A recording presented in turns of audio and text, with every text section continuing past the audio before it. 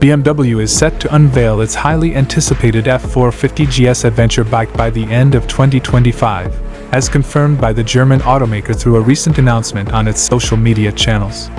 The new F450 GS will feature a completely new 450cc, twin-cylinder engine, developed entirely from the ground up. This engine is designed to produce 48 brake horsepower and is optimized for strong torque delivery, particularly at lower revs.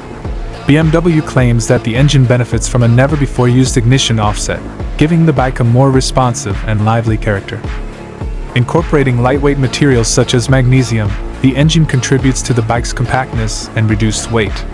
The bike's chassis has also been designed from scratch to ensure excellent agility in both on-road and off-road conditions.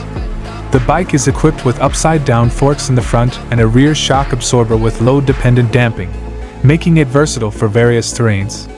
With a total weight of just 175 kilograms, the bike could feature 19-inch front and 17-inch rear tubeless wire spoke wheels. The F450 GS will be packed with a host of advanced rider aids and features. It includes a 6.5-inch TFT display, which offers Bluetooth connectivity.